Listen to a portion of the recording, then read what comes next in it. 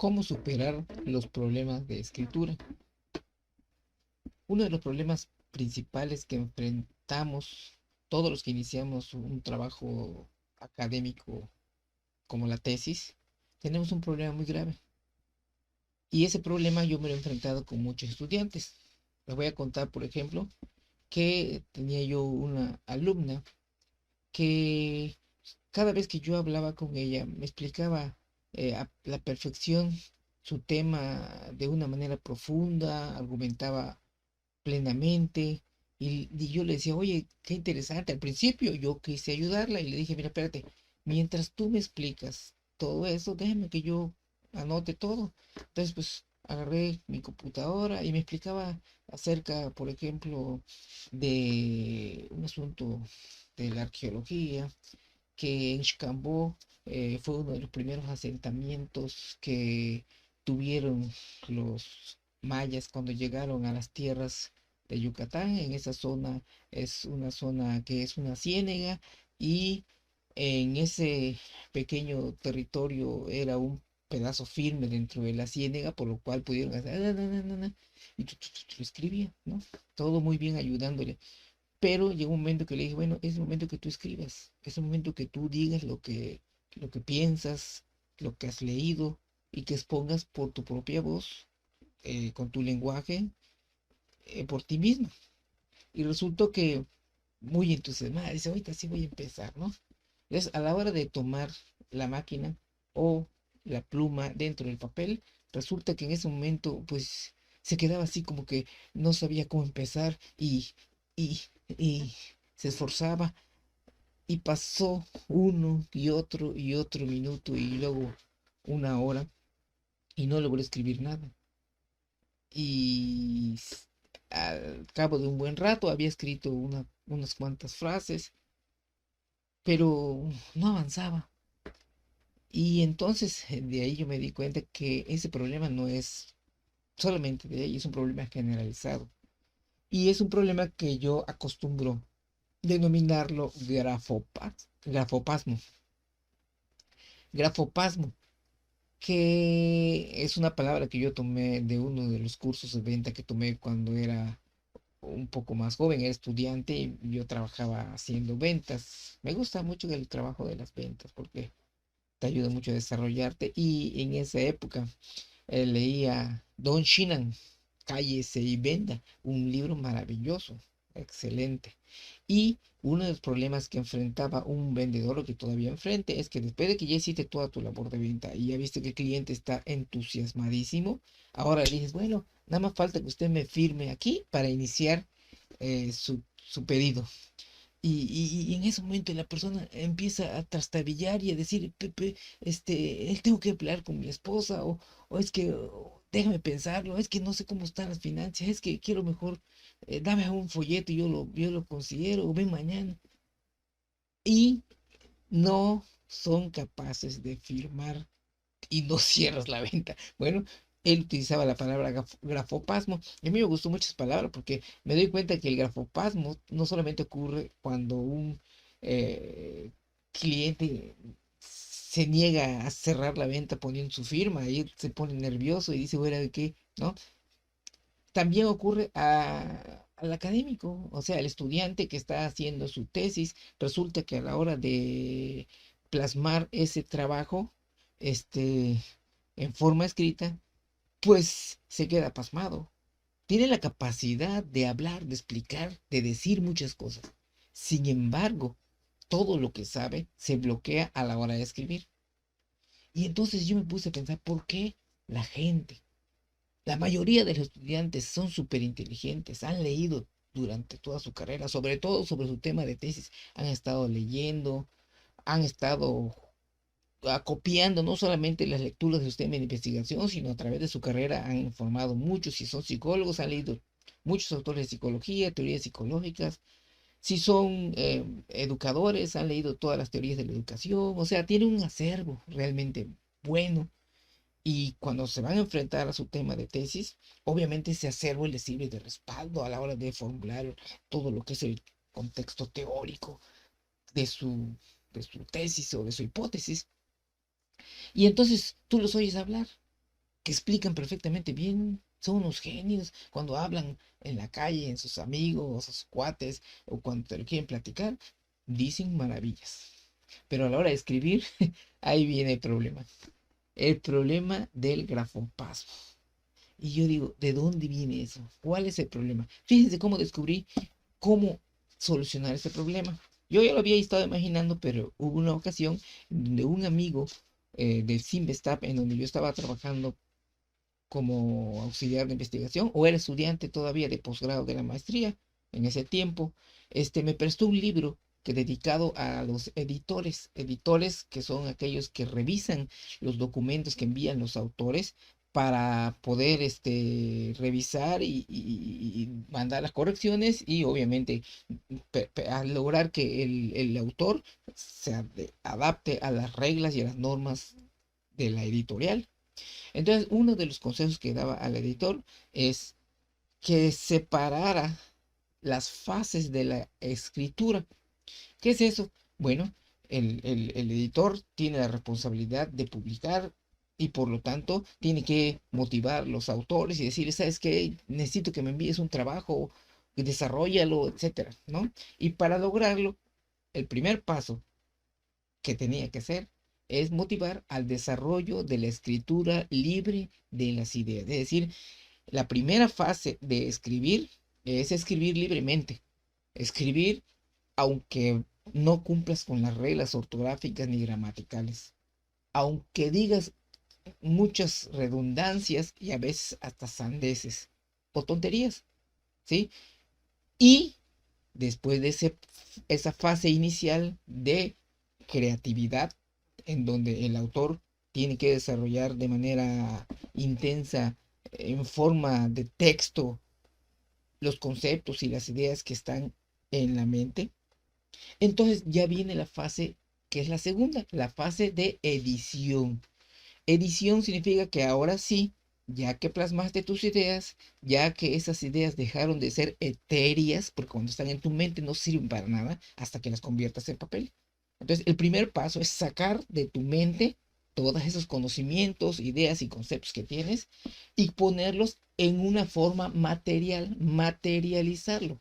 Porque no podemos trabajar con las ideas están muy bonitas, pero no las podemos manipular, no podemos hacer nada con ellas, están en tu mente, se te pueden olvidar, las puedes cambiar, pero una vez que el texto esté fijo, el texto ya no se puede cambiar, como dicen Eco, por ejemplo, Humberto Eco, el texto, una vez publicado, tiene vida propia, es decir, desde que se publica, el autor pierde el control sobre la lectura e interpretación que hagan todos los lectores, y por lo tanto, existe lo que él llama N posibles interpretaciones, infinitas interpretaciones o posibilidades de interpretación.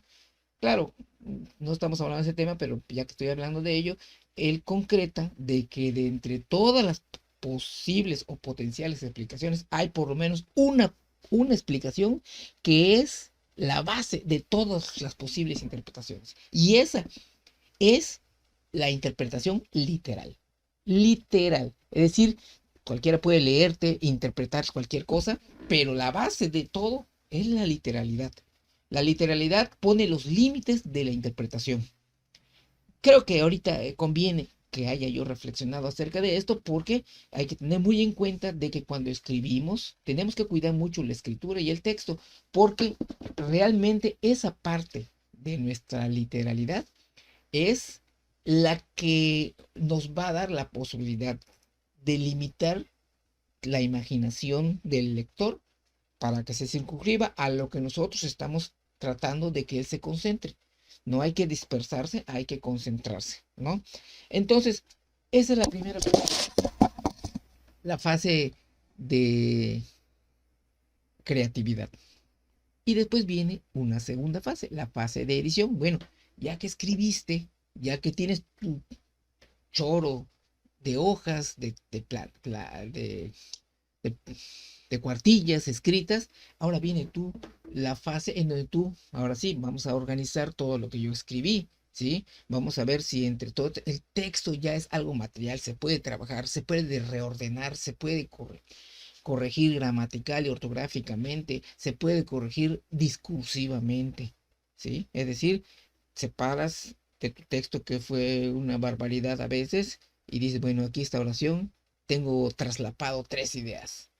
Vamos a separarlas poniendo un punto en cada una de las ideas, organizarlas, cuál va a ir primero, cuál va a ir segundo, cuál va a ir tercero, y así vas trabajando poniendo ortografía, poniendo gramática, poniendo hilación secuencial del discurso, y en esa fase de edición, pues todos los que pudiste haber dicho como barbaridad, lo vas a eliminar. Si ves que alguna cosa que dijiste ya está dicha de mejor manera, o si la puedes mejorar, en ese momento es el momento de mejorarlo. O si lo que tú dijiste, después de que ya lo estás analizando, te das cuenta que es una barbaridad o una insensatez, pues lo puedes eliminar. O sea, no puedes tú empezar a escribir directamente a la fase de edición. Y por último, después de esta fase de edición, que es la edición inicial, después viene una segunda o tercera edición, que ya es edición más avanzada, cuando tu texto ya tiene cierto grado de magnitud y empiezas ya propiamente a estilizar. Estilizar significa que empiezas a darle propiedad a tu estilo, a tu forma de expresar y de decir. ¿Por qué digo esta reflexión? Porque resulta que uno de los problemas más importantes que limitan a la gente a escribir es porque piensan que cuando escriben tienen que respetar todas las reglas gramaticales y ortográficas o textuales o discursivas. Entonces, ¿qué pasa? Cuando empiezan a escribir, están escribiendo una oración y lo borran porque no salió bien. Ay, no, no está bien dicho. Voy a escribirlo de nuevo. Ay, me faltó una coma. Ay, me faltó un punto. Ay, ay, esa palabra no es. Ay, ay, ay, ay. Entonces están batallando con la ortografía al momento en donde debería ser la fase creativa, la fase en donde tú tienes que exponer todo lo que dices hablando en forma textual. No es el momento de editar. La edición en la fase creativa limita la creatividad porque cuando tú tienes una idea muy maravillosa y empiezas a explicarlo y te detienes por una coma, en ese momento tu idea que estabas hilvanando se desaparece, te concentras en la coma y cuando reaccionas otra vez para continuar, tu cerebro empieza a decir, bueno, ¿cómo? ¿En qué iba? ¿En qué iba? ¿En qué iba? Tratas de recuperar la idea, pero la idea original que empezaste a decir en la primera frase, resulta que ya se extinguió. En ese momento tú construyes de nuevo una idea, pero es una original idea nueva y tienes que adaptar tu nueva original idea a lo que ya habías puesto de la idea anterior. Y eso causa un problema pues, de adaptar lo que estabas diciendo con lo que ahora quieres decir. Y si al momento de volver a intentar escribir resulta que te das cuenta que te faltó un acento o que la letra, la escritura, tenía una N de más o una N de menos o tuviste algo, y, y detienes o cortas otra vez tu inspiración para corregir ese detalle técnico, otra vez ocurre el mismo proceso. Para retomar de nuevo la idea, tienes que volver a traerla, volver a construir la imagen de lo que ibas a decir y tratar de adaptar eso que ahora se acaba de construir en tu mente como una totalidad de idea a lo que venías ya diciendo. Y eso es un tropiezo tras tropiezo tras tropiezo que impide que realmente en la fase creativa se desarrolle plenamente. Por eso es que una de las cosas que yo le aconsejo a los estudiantes es no empezar a escribir editando. No empieces a editar. Empieza a escribir de manera libre. Si no pones comas, si no pones acentos, si tu oración está muy larga, si en lo que estás escribiendo dices una insensatez y en ese momento te das cuenta, no importa, porque todo el concepto que tú tienes en tu mente, la idea global que tú quieres plasmar, lo importante es que la digas y que la desarrolles y que la argumentes y crees 10, 20 hojas, no importa cuántas, para que esas ideas se conviertan en algo material, dejen de ser ideas y se conviertan en un texto que sí se puede manipular. Una de las otras técnicas que yo recomiendo a los estudiantes es que en esta fase creativa, que a lo mejor les cuesta trabajo dominar también incluso la máquina, y por eso también eso les atropella la posibilidad de, de desarrollar su creatividad, es que lo que yo recomiendo es que agarren un grabador y se imaginen estar junto a una persona con la que diario platican, y de la manera más descomprometida, sin las presiones de pensar estoy escribiendo un texto, hablen y expongan la idea. Como ahorita estoy hablando yo, por ejemplo, no tengo un guión, estoy desarrollando una idea y la estoy construyendo conforme hablo, ¿sí? ¿Por qué? Porque el texto debería ser una especie de diálogo, de discurso hilvanado, lógico, secuencial, de tal manera que parezca una conversación con los lectores o interlocutores.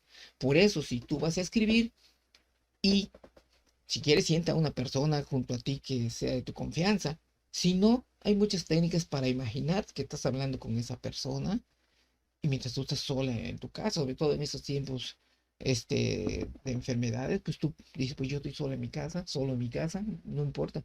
Imagino que aquí tengo a mi mejor eh, compañero crítico o amigo al cual le platico todo libremente, aunque no importa qué barbaridades diga, y entonces le pongo a explicar todo lo que es la idea de un apartado de mi tesis, luego le digo la idea de otro apartado y voy explicando, explicando, y después ya pasamos a la fase de transliteración, que quiere decir que todo lo que ya grabé en forma de audio, auditiva, en forma fonética, en forma verbal, y yo lo transcriba a un texto.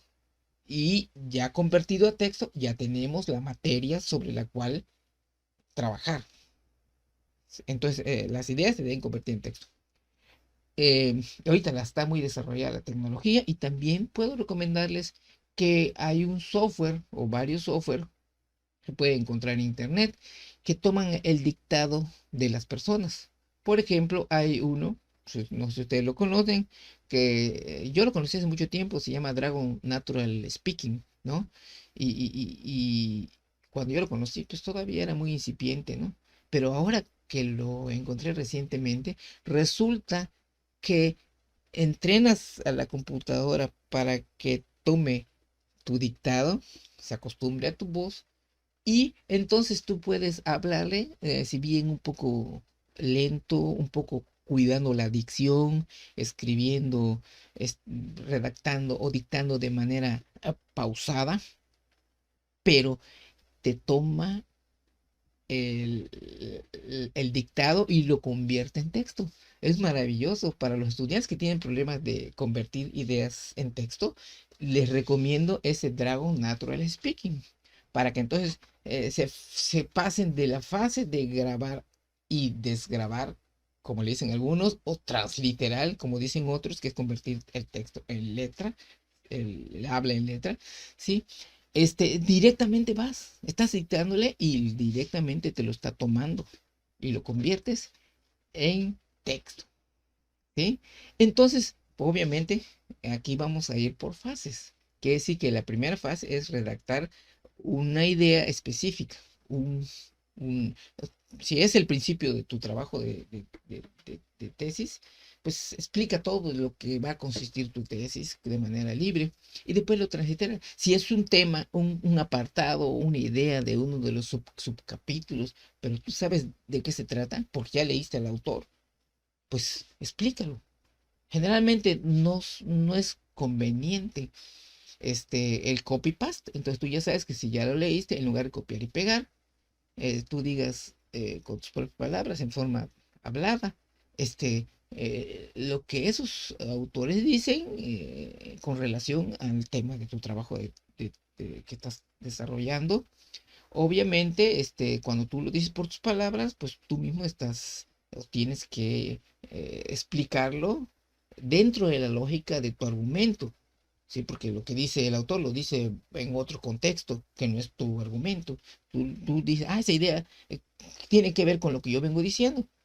Entonces puedes decir, bueno, la verdad es que Jiménez eh, tiene una idea muy interesante acerca de la violencia intrafamiliar. Él considera que no es que en la actualidad la violencia intrafamiliar esté aumentando, sino que como ahora la sociedad ha avanzado y se ha puesto a fijar en esos asuntos de la violencia, ahora hay más notabilidad. La gente y los investigadores y la sociedad se fija más en esos detalles. O sea, como quien dice, le dimos existencia y entonces ahora sí lo podemos observar. Antes no se podía observar. Cuando tú estás diciendo algo, lo dices, pero lo dices adaptado a tu tema de tesis. Muy bien, esta lección es corta, es simplemente era el primer paso para superar el grafopasmo y los problemas de escritura. Vamos a tener otros temas en donde vamos a hablar de unos detalles técnicos acerca de cómo construir también la estructura de nuestra tesis. ¿Qué les parece?